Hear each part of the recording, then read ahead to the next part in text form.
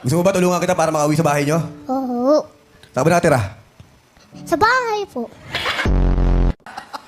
Mabuti pa siguro, dadaling kita sa police station para doon ka makapagsumbong kung masamahan ka lang kung saan ka Hindi umuwi. naman ako, wala naman akong kasalanan. Bito ko dapat. Ay, hindi po. Ikaw? Hindi ho, fake news lang yan. Palagay mo, sinong nagpapalaganap ng fake news?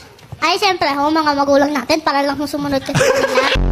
Anong gusto? Ano bang bagong balita, kulot? Utot, pinasok siya eh.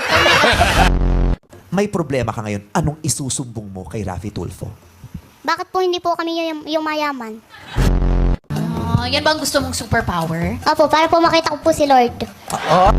Pag nakita mo si Lord, anong sasabihin mo sa kanya? May itatanong ka ba o may sasabihin ka?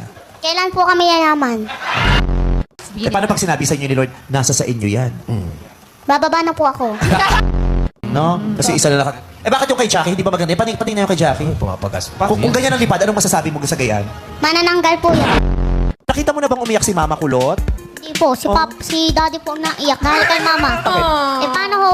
Sasabihin ho ng daddy, pupunta daw ho sa trabaho, yung pa rin ng babae lang. Pag hindi ng babae, magsasabong. Kaya laging pinapagalitan ni... Kilala ko ho ang girlfriend ni daddy.